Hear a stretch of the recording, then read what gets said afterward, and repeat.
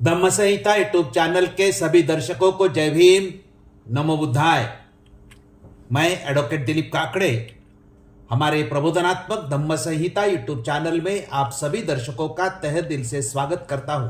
Doctor Baba Saheb Ambedkar लिखित the Buddha and his धम्मा ग्रंथ का प्रबोधन पर्व शुरू है। डॉक्टर अम्बेडकर पुनर्जीवित धम्म के विकास के लिए धम्म संहिता शीर्षक के अंतर्गत बौद्ध आचार संहिता निर्माण करने के लिए हम पिछले 45 साल से निरंतर कार्यरत है। इस कार्य को सहकार्य करने का अनुरोध बौद्ध अनुयायियों को करके आज के विषय को मैं प्रारंभ करता हूं। आज के 51वें भाग का विषय धम्मचक्र प्रवर्तन पावन पथ ये है। बुद्धा एंड हिज धम्मा ग्रंथ में द्वितीय कांड धम्म दीक्षा आंदोलन का है। इसमें 8 भाग है। इसमें से दूसरा भाग परिव्राजक को की दीक्षा का है। इस दूसरे भाग का तीसरा अध्याय धम्मचक्र प्रवर्तन पावन पद का है। इसकी जानकारी डॉक्टर बाबा साहेब अम्बेडकर जी ने 12 अंकों में दी है। बुद्ध ने सारनाथ में 5 परिव्राजक को जब पहला प्रवचन दिया उसी को धम्मचक्र प्रवर्तन कहा जाता है। धम्मचक्र प्रवर्तन के नाम से बाबा साहेब ने 7 अध्याय दिए हैं।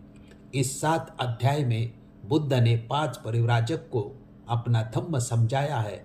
उसमें से यह तीसरा अध्याय है। तीसरे अध्याय में बुद्ध ने पंचशील को समझाया है। यह जानकारी और उसका विश्लेषण हम इस भाग में पेश कर रहे हैं। पहला मुद्दा अच्छाई का मापदंड होना चाहिए यह है। जब बुद्ध ने परिव्राजक को कहा कि उनके धम्म के अनुसार यदि हर आदमी पवित्रता के पथ पर चले, धम्म के पथ पर चले, शील मार्ग पर चले तो दुख का निरोध हो सकता है। तभी परिव्राजकों ने बुद्ध से अपने धम्म की व्याख्या करने की विनती की। उनकी विनती स्वीकार करते हुए बुद्ध ने सबसे पहले यह समझाया कि हर आदमी के लिए अच्छाई का मापदंड होना जरूरी है।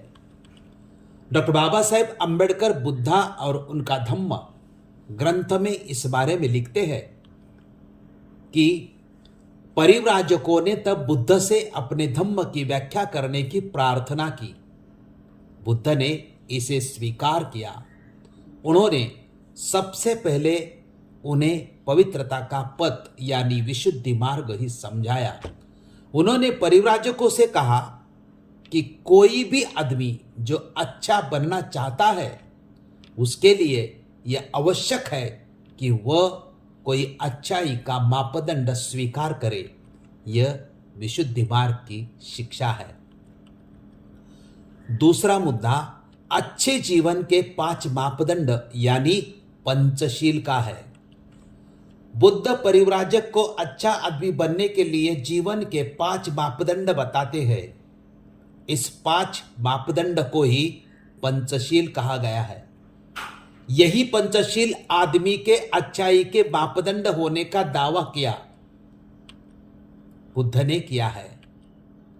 पानातिपाता वेरमणि सिक्कापदम समादयामि, अदिन्नदाना वेरमणि सिक्कापदम समादयामि, कामे सुमिचाचारा वेरमणि सिक्कापदम समादयामि, मूसावादा वेरमणि सिक्कापदम समादयामि, सुरा मेरयम मज्ज पमादठाना वेरमणि सिक्कापदम समादयामि।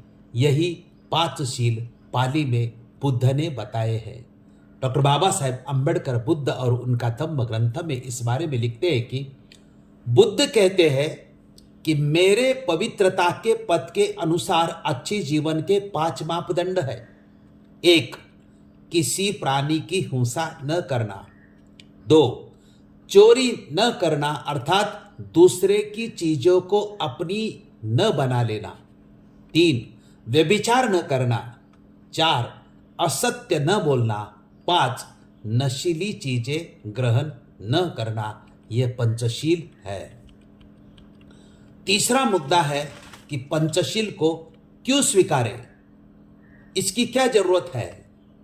हर आदमी को अपने जीवन की अच्छाई और बुराई समझने के लिए पंचशील का स्वीकार करना चाहिए। डॉक्टर बाबा साहेब अंबेडकर बुद्ध और उनका धम्म ग्रंथ में इस बारे में लिखते हैं कि बुद्ध परिव्राजक से कहते हैं कि मैं कहता हूं कि हर आदमी के लिए यह परमावश्यक है कि वह इन 5 शीलों को स्वीकार करे, क्योंकि हर आदमी के लिए जीवन का कोई मापदंड होना चाहिए जिससे वह अपनी अच्छाई बुराई को माप सके। मेरे धम्म के अनुसार यह 5 शील जीवन की अच्छाई बुराई मापने के मापदंड है। दुनिया में हर जगह गिरे हुए लोग होते हैं, यानी पतित लोग होते हैं, लेकिन पतित 2 तरह के होते हैं। एक तो पतित वे होते हैं जिनके जीवन का कोई मापदंड होता है, वह हमेशा इस बात की कोशिश करता रहता है कि पतित अवस्था के ऊपर उठे। क्यों? इसका उत्तर यही है कि वह जानता है कि वह पतित है, गिर गया है। दूसरा वो होता है उसको अपने पतित होने का एहसास ही नहीं होता, मतलब उसका जीवन स्तर गिरा हुआ है, इसका उसको पता ही नहीं चलता। चौथा मुद्दा, आदमी के जीवन का कोई स्तर न होना।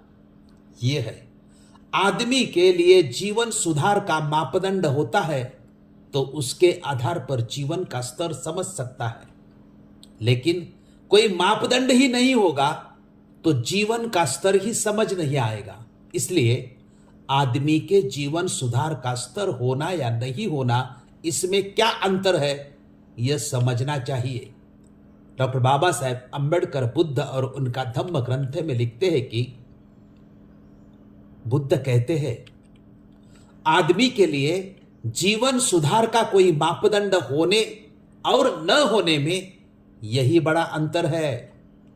आदमी अपने स्तर से नीचे गिर पड़े, ये इतनी बड़ी बात नहीं जितनी ये कि आदमी के जीवन का कोई स्तर ही ना हो। आदमी का जीवन सुधारने के लिए उसके सामने कोई मापदंड या आदर्श होना और कुछ भी मापदंड ना होना, इसमें का ये अंतर है। महत्वपूर्ण बात यह है कि आदमी का अधःपतन यह नहीं बल्कि उस अवस्था से मुक्त होने का अभाव हो। 5वां मुद्दा, पंचशील को जीवन का मापदंड क्यों स्वीकार किया जाए, इसका स्पष्टीकरण का है।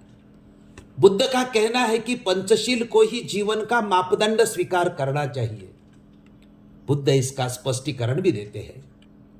डॉक्टर बाबा साहेब अंबेडकर बुद्ध और उनका धम्म ग्रंथ में लिखते हैं कि बुद्ध कहते हैं, हे परिव्राजकों, तुम पूछ सकते हो कि इन 5 शीलों को जीवन का मापदंड ही क्यों स्वीकार किया जाए। इस प्रश्न का उत्तर तुम्हें स्वयं ही मिल जाएगा यदि तुम अपने से ही यह प्रश्न पूछो।